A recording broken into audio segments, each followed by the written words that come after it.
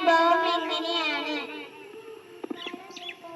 കുട്ടികളെ പിന്നെ കർഷക സംഘം തന്നാണ് ഈ അവാർഡ്. ഈ പാടശേഖര കമ്മിറ്റി, ഇവിടെ മൽമല പാടശേഖര കമ്മിറ്റിയാണ് ഈ ഭാഗം.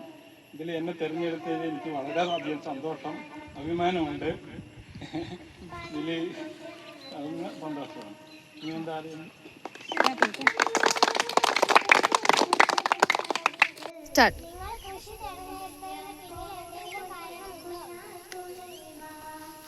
കാരണമുണ്ട്. പാരമ്പര്യമായിട്ട് കൃഷിയുള്ള അച്ഛൻ്റെ കാലങ്ങളിൽ തുടങ്ങിയിട്ട് കൃഷി ഇപ്പോൾ ഇതിൽ വന്നത്. അപ്പോൾ എൻ്റെ കുട്ടിക്കാലത്തെ എനിക്കൊരു താല്പര്യം ഉണ്ടായിരുന്നു ഈ മണ്ണിൽ പണിയെടുത്തിട്ട് ഇങ്ങനെ അവിധമായി പണിയെടുക്കാനും മറ്റുള്ള കൃഷി. നമ്മുടെ ആഹാരം തന്നെയാണ് ഈ അന്നം.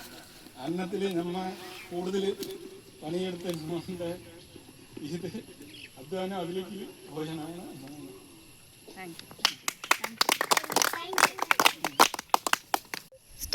നിങ്ങൾ പ്രധാനമായും ചെയ്യുന്ന വിളകൾ ഏതൊക്കെയാണ്? അത് നെൽകൃഷിയാണ് കൂടുതലായിട്ടും ചെയ്യുന്നത്. നെൽകൃഷിയിലാണ് കൂടുതൽ ഊന്നൽ കൊടുക്കുന്നത്. പിന്നെ വാഴകൃഷി, മഞ്ഞൾ, ഇഞ്ചി ഇതൊക്കെ ചെയ്യുന്നുണ്ട്. പിന്നെ വെണ്ട, വഴുതിരിങ്ങ അങ്ങനെ പച്ചക്കറി ഐറ്റങ്ങൾ ചെയ്യുന്നുണ്ട്. കൂടുതലായിട്ട് കൃഷിയിലാണ് ഇത്.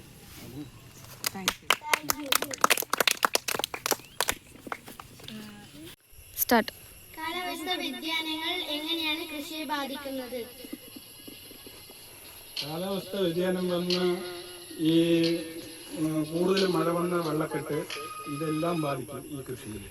പിന്നെ പറഞ്ഞാൽ നമ്മുടെ സർക്കാരും അതേമാതിരി കൃഷിഭവനും മുഖേന ഓരോ വിളകൾക്ക് ആനുകൂല്യങ്ങൾ അങ്ങനെയുള്ളതൊക്കെ തന്ന് കൃഷിക്കാരനെ പ്രോത്സാഹിപ്പിക്കില്ല. അത് കാരണം ഈ കൃഷിയിൽ കൂടുതലായിട്ട് ഒരു താല്പര്യം തോന്നുന്നു.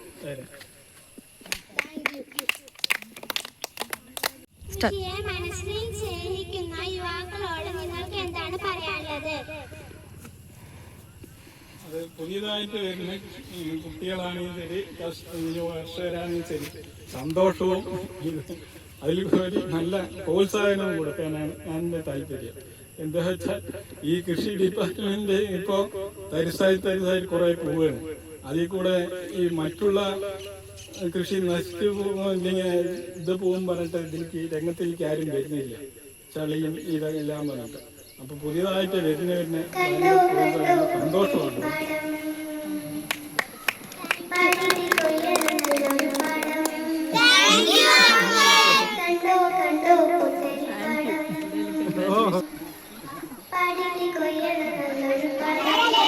Thank you.